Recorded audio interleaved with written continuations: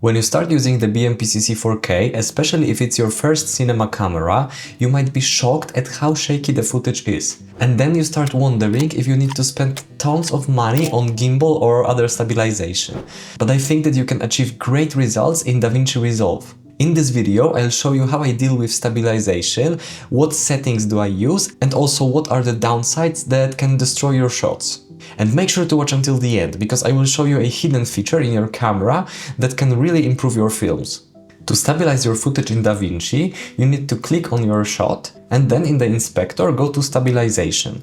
The only thing you need to do is to click Stabilize, and that's it. Your footage is now stabilized and it should look good. But sometimes the default settings don't work very well with your footage.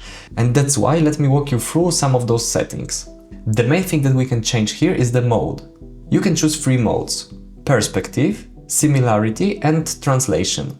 The perspective is the default one, but let's start from the end, so let's start with translation, because it's the least aggressive method that doesn't warp your image. I will zoom out a bit so you can see how the stabilization really works. The translation looks most natural. It mainly corrects X and Y movement, basically shifting the frame around. It does not try to fix perspective and is the least aggressive. Then we have the similarity, and it can correct translation plus the rotation and the scaling of your image. So if the shot has a bit of a twist or small rotational wobble, similarity usually fixes it better than translation, but it can also introduce some artifacts to your footage and some warping. And the last and strongest mode is perspective. It can handle complex motion and it tries to correct perspective changes. But this is also exactly why it can destroy your footage the most. So you have to be careful using it. Okay, so now you know the basics, what those modes do and what is the difference. But now let's focus on when you should use each of them. There is not an easy golden rule. You should try what works best for your scene. If your footage has a lot of straight lines or symmetry, it would be wise to use less aggressive methods like translation, because perspective can warp those edges and it will not look natural. If you are shooting nature, however, you have a bit more flexibility because the details are not as symmetrical and any artifacts might not be that obvious to the viewer, but you should also watch out for warping of the background. If the footage is just a bit shaky, I start with translation because it might be enough and it won't affect my image.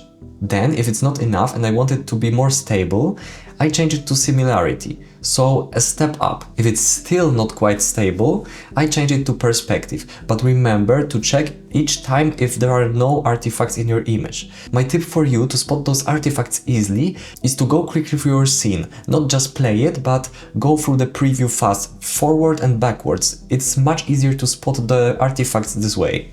I will tell you exactly what to avoid later in the video, but for now let's go through the other options. The camera lock is a great option to stabilize your footage and make it look like it was shot on tripod. I only use camera lock when the shot is almost static already. For example, when I failed a shot a bit and my scene is at 90% static and I just moved a camera a bit. Then it helps you use the whole length of this footage with just a bit of stabilization in the middle. But remember that it tries to lock the frame completely, so if there is any movement, it can look really weird and be not natural. And then we have 3 sliders: cropping ratio, smooth and strength. With cropping ratio, you choose how much the stabilization can cut into your shot, making the stabilization better, but you are losing more of your frame. Then the smooth controls how floaty the motion becomes.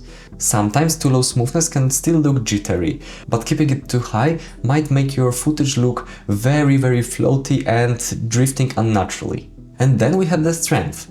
Strength is basically how hard Resolve tries to remove motion. The higher the strength, the smoother but also more fake looking your footage is, and it can have more artifacts. Okay, and now we are approaching a very important part of the video, where the stabilization is not a good idea and when it needs a different approach.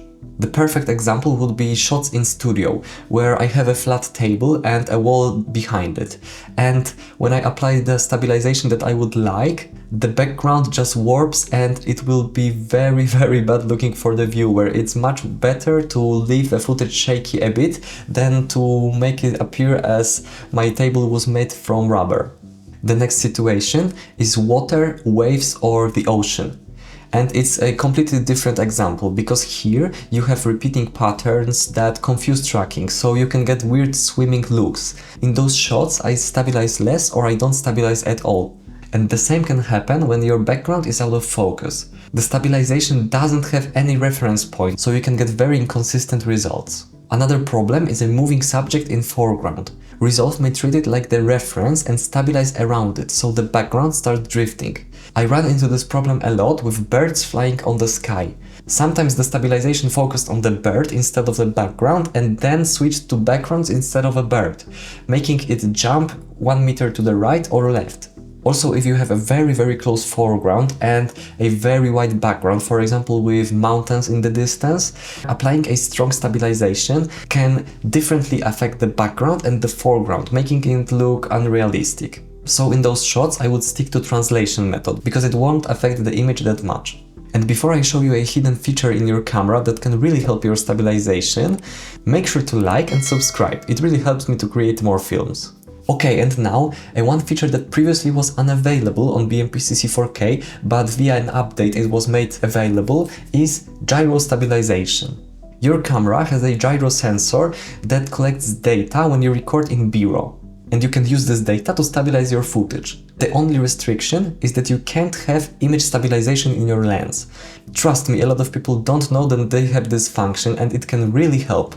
It might be great for small shakes and inconsistency while recording, but it won't remove the motion blur that happened. So instead of a shaky footage, you can get a footage that is stable but with a small motion blurs in the moments where the shakes were.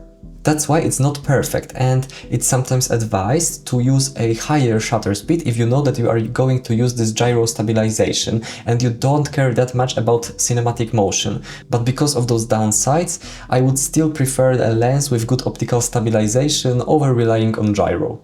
If you want to know more, check out this video next, and if it helped you, leave a like and subscribe, it really helps. Thanks for watching, and remember, let your films be shot by reality.